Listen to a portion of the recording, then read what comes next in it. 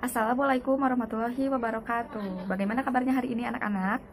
Alhamdulillah baik ya semuanya. Sebelum kita memulai pembelajaran hari ini, marilah kita berdoa terlebih dahulu ya. Ayo kita berdoa dulu dipimpin oleh Dio. Ayo pimpin doa dulu ya Dio. Ya, sekarang Ibu mau absen dulu ya.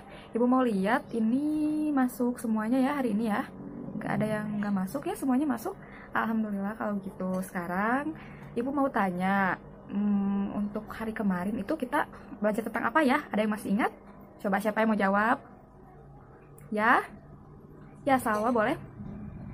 Ya, kemarin kita belajar tentang musim kemarau. Nah, ada yang tahu selanjutnya kita belajar tentang apa ya? Kira-kira setelah musim kemarau itu ada musim apa lagi kalau di Indonesia? Iya betul, ada musim penghujan. Nah, sekarang kita akan belajar tentang musim penghujan. Nah, sebelumnya ada yang tahu kalau tanda-tanda musim hujan itu apa aja ya? Belum ada yang tahu? Nah, di sini nanti kita akan belajar tentang tanda-tanda musim hujan itu ada apa saja, terus perlengkapan yang dipakai untuk musim hujan itu apa saja. Terus kenapa sih kita harus belajar tentang musim penghujan ini? Kenapa coba? Soalnya kita nanti kalau misalnya datang musim penghujan, kita sudah tahu apa saja yang harus dipersiapkan supaya nanti tidak lagi repot untuk ini gimana nih musim hujan gitu ya. Jadi udah siap semuanya. Terus nanti kita jadi tahu juga cuacanya seperti apa, ciri-cirinya. Ketika kita di perjalanan kita tahu harus membawa apa saja, seperti itu. Nah, terus tujuan pembelajarannya hari ini kita itu ada belajar, selain kita belajar tentang tanda-tanda musim hujan, kita juga nanti belajar membuat kalimat dari gambar. Terus nanti kita juga akan belajar tentang aturan. Apa sih aturan? Terus aturan makan di rumah itu seperti apa?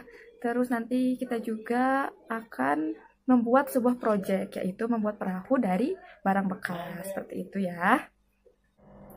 Nah, sekarang Ibu punya tayangan. Coba diperhatikan dulu ya semuanya. Ini tayangannya. Sebentar. Ya, ini gambar apa ya? Coba. Ya, ini gambar musim hujan, betul ya. Nah, sekarang dari gambar ini, coba kalian ada yang punya pertanyaan? Misalnya, kok ini begini ya? Kok itu begitu ya? Ada yang punya pertanyaan? Ya, boleh. Kenapa, Riko? Bu, kenapa kalau musim hujan itu langitnya berwarna gelap ya? Kenapa ya? Ada yang tahu kenapa? Coba kira-kira kenapa ya kalau musim hujan itu langitnya gelap? Ada yang tahu jawabannya? Ya, Kaila? Ya, betul ya. Jadi karena musim hujan itu biasanya mataharinya tertutup oleh awan. Jadi tidak ada sinar matahari. Jadinya langitnya itu gelap, tertutup awan ya, seperti itu. Jadi di gambarnya langitnya gelap dan itu menandakan bahwa itu sedang musim hujan, seperti itu ya. Selanjutnya, nah ini tanda-tanda musim hujan ya. Di sini di tanda-tanda musim hujan ini, yang pertama ada hampir setiap hari turun hujan. Jadi ketika musim hujan itu biasanya setiap hari itu turun hujan. Entah itu misalnya di pagi hari, atau di siang hari, sore hari, atau malam hari biasanya sering terjadi hujan begitu. Selanjutnya ada yang tadi nih, matahari tidak tampak karena tertutup awan hitam. Itu yang menyebabkan langitnya berubah menjadi gelap, seperti itu ya. Selanjutnya ada awan di langit berwarna hitam atau abu-abu. Yang tadi ya, karena mataharinya tidak tampak. Nah, di sini ada dua lagi tanda-tanda musim hujan yang masih kosong. Ibu minta untuk coba, apa ada yang tahu? Kira-kira tanda-tanda musim hujan apa ya yang lain, yang sesuai? Coba boleh ya, kalau ada yang bisa, kalau ada yang sudah terpikirkan tanda-tanda apa saja sih yang menandakan musim hujan? Boleh ya, angkat tangannya atau boleh bersuara. Udara terasa dingin. Ya, terus ada lagi yang mau menambahkan lagi? Ya, boleh Aska. Sering terdengar suara petir ya. Ya, ada petir ya. Nah, kita bisa tambahkan di sini ya di tanda-tanda musim hujan yang lainnya, yaitu udara terasa dingin. Betul ya, ketika musim hujan itu udara terasa dingin, makanya biasanya kita selalu memakai jaket atau tidur memakai selimut, memakai kaos kaki gitu ya, karena suhu udara pun menjadi dingin. Terus adanya suara petir. Nah, biasanya kalau hujannya cukup deras, bisa terdengar petir ya. Kita juga sering mendengarnya dan biasanya suaranya pun keras ya, sampai kita kaget ya. Selanjutnya, kita lihat tayangan yang berikutnya. Ini ada perlengkapan saat musim hujan. Pasti semuanya sudah pada tahu ya perlengkapan apa saja, tapi mungkin ada yang belum tahu juga. Kita akan membahas bersama-sama. Ini perlengkapan yang biasanya kita pakai saat musim hujan ya, misalnya ketika keluar ataupun ini ketika di dalam rumah. Misalnya kalau yang di dalam rumah itu kita memakai jaket atau memakai selimut juga bisa ya, atau memakai kaos kaki seperti itu. Nah, untuk perlengkapan yang digunakan di luar, biasanya kita memakai payung, jas hujan, dan kalaupun ada memakai sepatu bootnya seperti itu. Nah, sekarang selanjutnya kita akan, oh ya, ada yang tahu kalau misalnya lagu apa ya yang sesuai sama musim hujan? Ya, betul, lagu Tik Tik Tik. Sekarang kita akan menyanyi lagu Tik Tik Tik bunyi hujan. Tapi sebelumnya kita coba siapkan dulu semuanya, alat tulisnya simpan dulu. Kita harus semangat nyanyinya ya. Oke, sudah pada siap semuanya? Siap, Ibu akan putar dulu lagunya ya.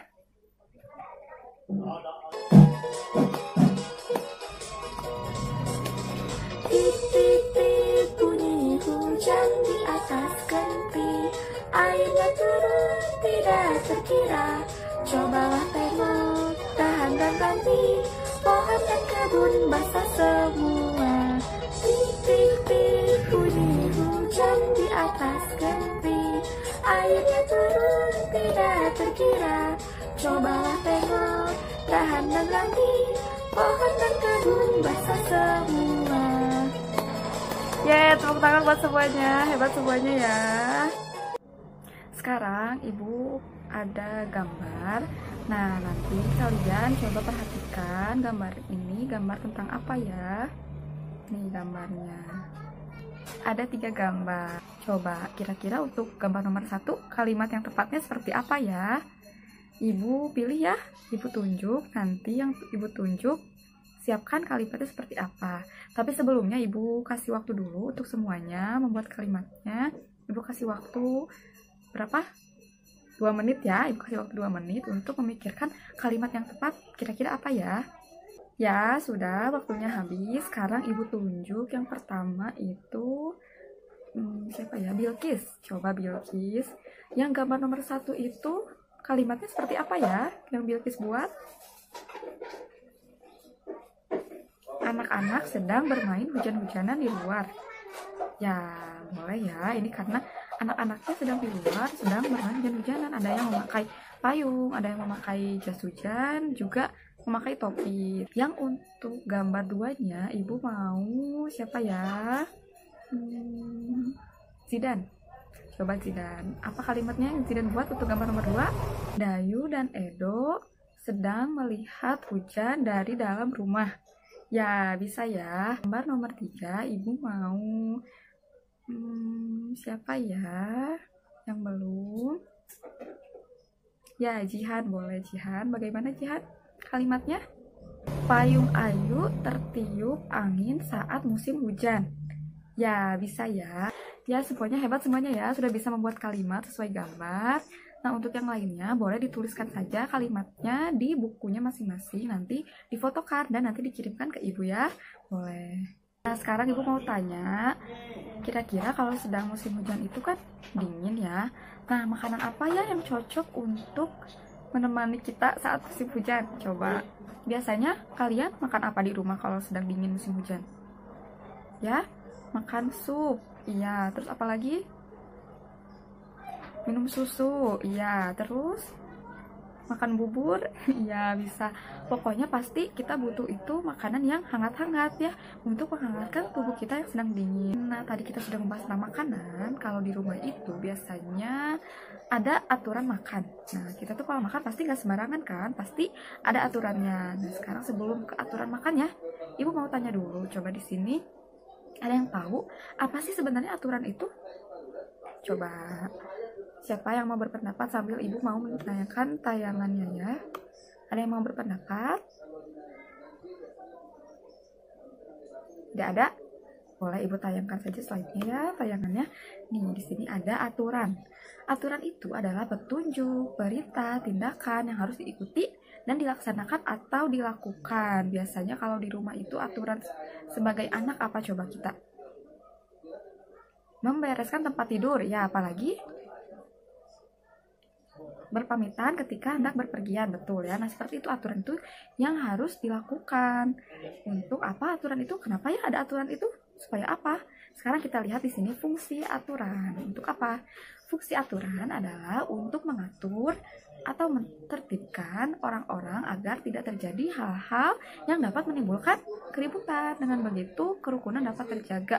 Nah, bayangkan saja kalau misalnya kita di rumah itu tidak ada aturan, pasti hidup semaunya, hidup seenaknya, tidak menghargai, tidak menghormati, pasti nanti akan terjadi keributan. Maka dari itu, dibuatlah aturan untuk menjaga kerukunan. Seperti itu ya.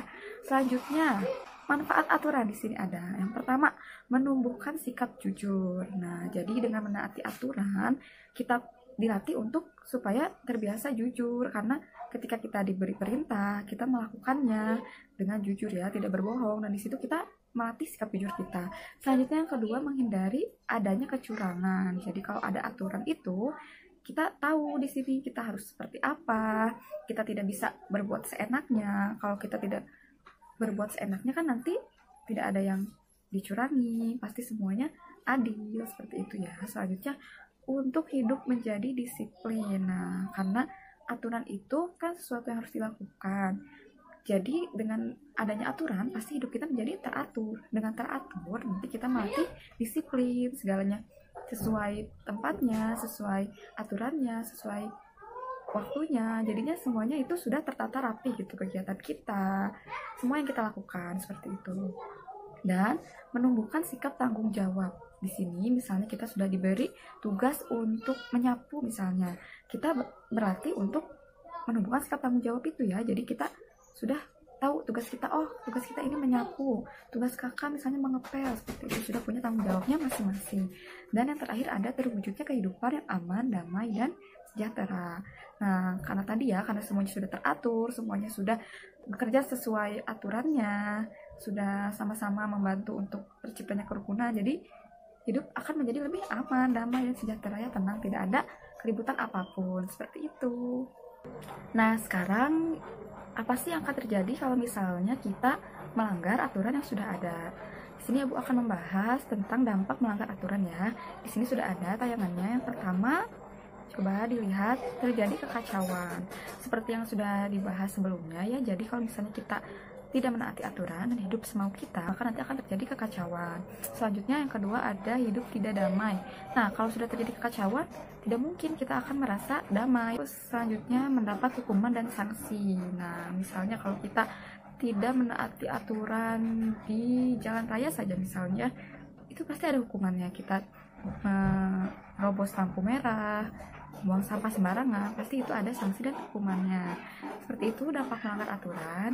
Nah, selanjutnya kita akan ke aturan makan di rumah. Pasti di rumah kalian masing-masing punya aturan makan yang berbeda-beda, tapi pada dasarnya kita memiliki aturan makan yang sama. Nah, sebelum kita membahas aturan makan itu, Ibu mau tahu dulu, aturan makan di rumah kalian seperti apa sih? Boleh kalian diskusikan dulu dengan ayah, ibu, dengan mama, bapak di rumah. Aturan makan yang ada di rumah kalian seperti apa? Dituliskan di buku tulis. Ibu beri waktu 5 menit ya. Ya, waktunya sudah habis. Sekarang boleh ada yang mau menyampaikan aturan makan di rumahnya apa saja? Inara boleh? Ya. Maka sambil duduk, memakai tangan kanan ya, terus tidak boleh berbicara. Ya, ada lagi yang mau menambahkan yang lainnya? Ya, boleh Nazril. Berdoa dahulu. Habiskan makanan. Dah, begitu. Ya, boleh tidak apa. Ya, sudah hebat ya semuanya. Sudah tahu aturan di rumahnya seperti apa dan sudah dilaksanakan pasti ya. Selanjutnya di sini Ibu ada tayangan slide tentang aturan makan. Coba boleh dilihat ya. Yang pertama itu ada gambar orang sedang apa? sedang cuci tangan. Ya betul. Yang pertama, jadi sebelum makan itu kita harus mencuci tangan terlebih dahulu, memakai air mengalir dan memakai sabun ya. Selanjutnya, yang nomor 2 itu apa? Berdoa sebelum makan. Iya betul. Jadi harus dibiasakan ya, berdoa dulu sebelum makan. Selanjutnya, nomor 3 itu makan dalam posisi duduk. Kenapa? Karena itu baik untuk lambung kita ya. Selanjutnya yang nomor 4 itu di sini makan dengan tangan kanan. Nah, selanjutnya yang nomor 5 itu apa? Makan dengan rapi. Nah, ini menunjukkan juga etika kita, kesopanan kita, dan kelihatan orangnya seperti apa. Kalau dia makannya rapi, oh orangnya itu rapi. Kalau dia makannya berantakan, orangnya berantakan, seperti itu ya. Jadi makan harus dengan rapi. Yang nomor 6, makan tidak bersuara. Nah, ini tidak boleh ya. Kenapa? Karena nanti dikhawatirkan tersedak makanan. Nanti kita jadi batuk-batuk ya, jadi tidak baik untuk kesehatannya. Jadi makanya tidak boleh sambil bersuara, dan itu juga menunjukkan kesopanan kita. Jadi kalau sedang makan itu fokus saja sedang makan ya. Selanjutnya nomor 7, habiskan makanan yang telah diambil. Nah, banyak dari kita yang mengambil makanan itu asal ambil saja, seperti oh ini saya suka ambil, ini saya suka ambil, tapi nanti akhirnya tidak dimakan atau tidak dihabiskan. Nah, ini itu sama dengan membuang-buang makanan, tidak baik ya. Jadi kita harus bisa tahu makanan apa yang kita suka dan seberapa banyak makanan itu yang bisa kita makan. Jangan sampai kelebihan dan jangan sampai kurang juga. Kita harus tahu segimana itu cukup makanannya ya. Terus yang selanjutnya itu nomor 8 apa? Berdoa setelah makan. Nah, pastinya ya, kalau sebelum makan dimulai dengan berdoa, maka setelah makan pun diakhiri dengan berdoa. Selanjutnya yang nomor 9 itu apa? Rapikan alat makan setelah makan. Nah, ini harus diterapkan juga untuk membantu ibu di rumah dan untuk menjaga kerapihan dari rumah kita juga. Bayangkan kalau misalnya kita setelah makan, piringnya disimpan di mana saja, pasti akan kotor dan tidak enak untuk dilihat. Kalau misalnya kita belum bisa mencuci piring sendiri, lebih baik kita simpan saja di tempat cuci piringnya. Dengan begitu itu sudah membantu ibu di rumah. Nah, seperti itu ya aturan makan yang biasanya kita gunakan dalam kehidupan sehari-hari. Misalnya kalau ada yang sama atau ada yang beda, itu tergantung dari rumahnya masing-masing. Sekarang karena sudah tahu aturan makan di rumah itu apa saja, ibu mau meminta kalian untuk menceritakan pengalaman kalian menaati aturan makan di rumah seperti apa. Terus apa yang akan terjadi jika kalian melanggar aturan makan di rumah kalian? Coba boleh ya, ada yang mau berpendapat? Siapa yang belum boleh? Yang sudah juga boleh? Rivaldi boleh? Ya. Ya, tepuk tangan untuk Rivaldi. Ya, terima kasih Rivaldi sudah menceritakan pengalamannya dan apa yang terjadi jika kita melanggar aturan di rumah. Ada lagi yang mau berpendapat yang lainnya? Boleh? Boleh, Firly. Ya, terima kasih untuk Firly, tepuk tangan juga. Semuanya hebat semuanya ya. Yang sudah berpendapat hebat, yang belum berpendapat juga kalau bisa berpendapat saja. Jangan takut salah, karena kita masih sama-sama belajar. Jadi kalau bisa supaya berani, kita harus latihan berpendapat ya. Selanjutnya kita akan membuat project pembuat perahu dari barang bekas. Tapi sebelum itu ibu punya tayangan dulu, slide yang harus kalian perhatikan. Di sini ibu akan membahas tentang karya ekspresi 3 dimensi. Karya seni ekspresi 3 dimensi adalah karya seni yang berbentuk 3 dimensi, yang bersumber dari ungkapan perasaan atau sesuatu yang dirasakan dalam hati pembuat karyanya. Misalnya, pembuat karyanya itu sedang senang, dia mewujudkan karya yang berbentuk 3 dimensi, yang berbentuk kebahagiaan dia gitu.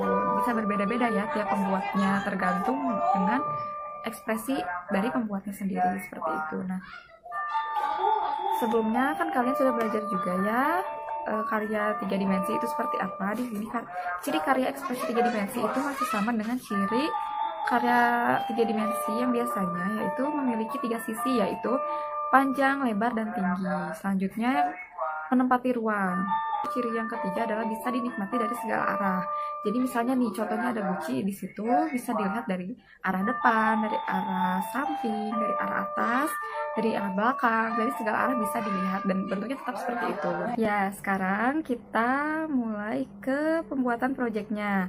Sebelum itu, pembagian kelompoknya seperti yang sudah dibicarakan sebelumnya ya. Kelompoknya sesuai dengan kelompok yang daerah rumahnya sama atau berdekatan, 3 orang 3 orang ya. Selanjutnya Ibu akan menjelaskan dulu gimana sih proyek ini itu seperti apa ya. Nah, jadi proyek ini itu kita membuat perahu dari barang bekas. Apa hubungannya ini membuat perahu dengan materi kita, yaitu musim penghujan? Jadi kalau misalnya di saat musim penghujan itu hujannya sedang deras dan itu kan bisa mengakibatkan banjir.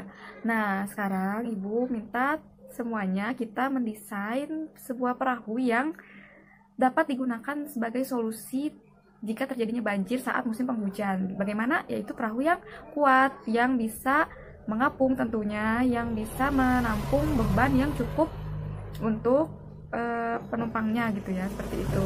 Nah, sebelum itu Ibu akan menjelaskan dulu LKPD yang sudah Ibu bagikan ya, semuanya sudah punya per kelompoknya. Ini Ibu ada contohnya di sini. Nah, di LKPD ini sudah jelas semuanya, ada langkah-langkah, alat bahan, pokoknya semuanya sudah lengkap. Ibu akan membantu, membimbing kalian semua untuk melaksanakan ini. Nah, ini di sini ada lengkap ya, sampai terakhirnya ada tugas dan laporannya. Tapi untuk tugas dan laporannya ini dijadikan PR saja, dikerjakan di rumah dan nanti difoto terus dikumpulkan. Untuk sekarang kita hanya sampai evaluasi proyeknya. Seperti itu ya. Ada yang mau ditanyakan dulu? Dari LKPD-nya atau dari penjelasan Ibu? Tidak ada ya. Sekarang Ibu akan lanjut menjelaskan LKPD-nya ya. Karena di sini itu membuat perahu dari barang bekas itu bebas. Barang bekasnya tidak hanya terpaku kepada alat bahan yang ada di LKPD ini ya. Bebas, misalnya kalian ada di rumah kalian itu mau pakai apa, entah itu botol, kardus, apapun itu alat bekas, barang bekas gitu ya, bisa dipakai. Bebas apa saja dan tidak terbatas jumlahnya, terserah kalian, terserah kreativitas kelompok masing-masing. Selanjutnya di sini, jika sudah terkumpul semua bahan bekasnya, barang bekasnya, alat bahannya semuanya sudah siap. Sekarang masing-masing kelompoknya Ibu beri kesempatan untuk mencari informasi lebih lanjut dalam proses pembuatan perahunya. Misalnya kalian pengen searching dulu atau cari tahu dulu bahan untuk perahu itu kira-kira yang kuat seperti apa ya, yang bisa mengapung, yang tahan air, seperti itu ya. Bisa di searching dulu dengan bantuan dari ayah, ibunya, atau dari mama, bapak. Boleh dibimbing ya untuk searching di internetnya. Ya, Ibu kasih waktu dulu 5 menit untuk mencari tahu informasi yang diperlukannya. Nanti setelah itu kita lanjut ke langkah berikutnya. Silakan. Ya, waktunya sudah habis ya. Sekarang Ibu minta kalian lihat dulu di LKPD yang halaman keduanya. Di sini ada informasi singkat mengenai materi yang tadi sudah Ibu jelaskan ya, karya ekspresi 3 dimensi. Selanjutnya di bawahnya ini ada langkah kerjanya. Berurutan ya sesuai LKPD ini. Jadi di sini ceritanya kalian sebagai ahlinya nih yang mendesain perahu jenis apa yang kira-kira bagus dan sesuai sebagai solusi dari banjir. Seperti itu ya. Nah, selanjutnya di halaman ketiga di sini ada menyusun. Di sini ya, yang ini menyusun rencana proyek. Di sini kalian boleh tuliskan rencana perahu kalian itu mau seperti apa sih. Misalnya, kami sekelompok ingin membuat perahu yang lebar karena bisa mengangkut banyak benda atau banyak penumpang, atau misalnya perahu yang cepat atau perahu yang seperti apa, masing-masing bebas ya per kelompoknya sesuai dengan kreativitasnya masing-masing. Nah, selanjutnya boleh kalian tulis dulu ininya ya. Di sini rencana proyeknya boleh ditulis dulu. Kalau sudah, sekarang kita lanjut ke tahap yang berikutnya di sini yang bawahnya membuat desain project. Nah, di sini itu kalian harus menggambarkan desain perahunya itu seperti apa sih yang kalian mau buat. Misalnya, Ibu punya tayangan-tayangannya ya seperti ini, contoh-contohnya. Nah, seperti ini ya. Banyak macam-macamnya sebenarnya, bebas, tidak harus sama. Dan tidak harus sesuai dengan yang dicari, misalnya yang kalian cari di internet. Boleh beda, boleh sesuai imajinasi dan kreativitas kalian. Ya kan, ini karya ekspresi, jadi bebas sesuai ekspresi kalian masing-masing. Nah, jika sudah terpikirkan, kalian boleh tuliskan langsung di sini, digambarkan ya jenis perahunya atau desain perahunya itu seperti apa. Boleh diberi warna, dihias menarik mungkin desainnya sebelum nanti dilakukan rancangannya langsung dengan bahan bekas yang tadi. Sudah selesai semuanya. Kalau sudah, kalian boleh dituliskan di sini bahan yang dibutuhkan tadi dalam membuat rancangan desain projectnya itu apa saja yang diperlukan. Misalnya tadi butuh apa, kardus, spidol, apapun itu tulis saja di sini. Nah, selanjutnya kita akan mulai merancang langsung dengan bahan bekas yang sudah disiapkan tadi untuk membuat perahu. Nah, waktunya semoga cukup ya. Kalau misalnya tidak cukup, boleh nanti kita lanjutkan di pertemuan berikutnya. Tapi kalau yang bisa lebih bagus, lebih baik nanti kita uji coba bersama-sama. Ya, Ibu beri waktu. Nanti kalau ada yang sudah boleh bilang. Dan nanti kalau misalnya waktunya sudah cukup, Ibu akan tanya juga apa sudah selesai semuanya. Silakan untuk bekerja ya. Semangat! Wah, Ibu lihat semuanya hampir sudah pada selesai ya rancangannya. Bagus-bagus juga tadi Ibu lihat tiap kelompoknya berbeda-beda dan bagus-bagus ya, unik semuanya.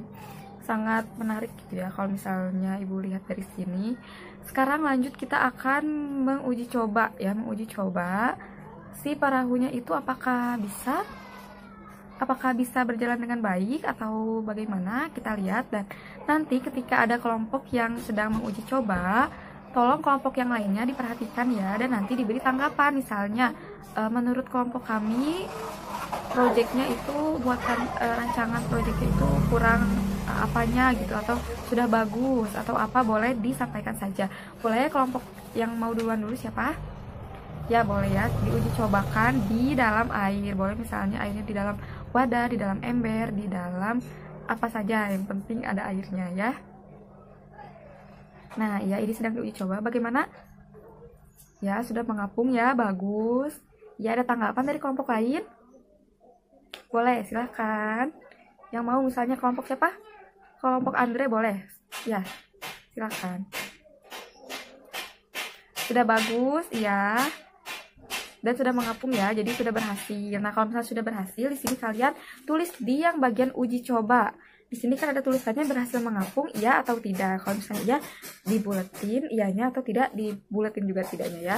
Selanjutnya untuk kelompok yang lainnya boleh uji coba juga. Ya, semuanya sudah melakukan uji coba perahunya dan alhamdulillah ya semuanya sudah mengapung dan desainnya bagus-bagus juga. Tepuk tangan dulu untuk semuanya. Hebat ya semuanya, kalian luar biasa banget udah mencoba membuat perahu terpikirkan gitu ya, dan ya semuanya pada bagus-bagus, kreatif semuanya, berbeda-beda gitu. Nah, di sini ada bagian evaluasi ya. Bagaimana kamu akan meningkatkan desainmu? Di sini yang sudah tadi sama teman-temannya disampaikan, misalnya kurang apa, boleh diperbaiki lagi. Misalnya saya mau menambah bendera Bu, boleh ditambahkan, atau menambah apa, boleh. Dan nanti yang mau boleh langsung disampaikan lagi ya, ditampilkan lagi seperti apa uji coba yang sudah diperbaikinya. Ya, sekarang waktunya yang sudah diperbaiki boleh dijelaskan lagi, ditampilkan lagi bagaimana rancangan desainnya seperti apa. Boleh ya, yang mau kelompok siapa dulu? Ya, boleh kelompok Firly. Ya, hebat ya semuanya, tepuk tangan lagi untuk kita semua. Sekarang Ibu akan coba membahas dari semuanya yang sudah uji coba, yang sudah diperbaiki lagi, yang sudah dievaluasi lagi. Semuanya bagus-bagus, semuanya punya kelebihan dan kekurangannya masing-masing. Tetapi Ibu senang ya kalian semua bisa membuat perahunya sesuai dengan imajinasi kalian, dan semuanya benar-benar bisa mengapung dan desainnya menarik semuanya ya, berwarna-warni, terpikirkan seperti itu. Ibu salut kepada kalian, semua hebat. Nah, untuk selanjutnya itu setelah selesai kalian di sini akan menjawab yang tadi tugas dan laporannya ya. Ini diisi setelah selesai pembelajaran ini, diisi lalu nanti dikirimkan fotonya ke Ibu ya, seperti itu. Nah, sekarang sebelum kita menutup pembelajaran hari ini, Ibu mau tanya dulu, misalnya ada materi yang kurang kalian mengerti, atau misalnya ada bagian yang kalian kurang paham, boleh ditanyakan saja. Ada? Tidak ada, semuanya sudah paham ya, semuanya sudah mengerti, hebat.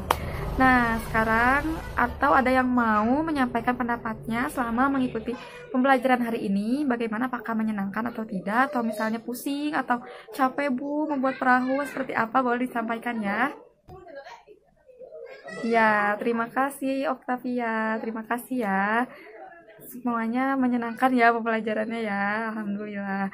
Nah, sekarang Ibu mau minta satu orang dari kalian semua yang mau menyimpulkan dari awal pembelajaran sampai akhir kita sudah belajar apa saja ya hari ini. Ada yang masih ingat? Coba, siapa yang mau menyimpulkan? Boleh acungkan tangannya. Siapa? Ya, masih berpikir-pikir. Ada yang baca buku? Boleh. Siapa? Ya, Naura. Boleh. Coba simpulkan dari tadi kita belajar apa sih? Ya, terima kasih Naura. Sekarang Ibu ada tes juga yang harus kalian kerjakan. Nanti tesnya Ibu akan kirimkan di grup WhatsApp ya. Nanti boleh tanya kepada mama papanya, kepada ayah ibunya, tesnya apa dan dikerjakan, lalu dikumpulkan seperti biasa, difoto dan kirimkan ke Ibu. Nah, untuk selanjutnya Ibu akan menginformasikan untuk rencana pembelajaran berikutnya. Itu besok kita akan mempelajari tentang bencana alam. Nah, ada kaitannya ya dengan musim penghujan, musim kemarau, sekarang ke bencana alam ya gitu. Jadi nanti kalian boleh baca-baca dulu di rumah seperti apa itu bencana alam, apa saja itu bencana alam. Ya, boleh seperti itu. Nah, sekarang sebelum kita tutup, marilah kita berdoa terlebih dahulu ya. Ayo pimpin doanya. Ya. Ya, terima kasih. Assalamualaikum warahmatullahi wabarakatuh. Semangat semuanya. Dadah. Ya.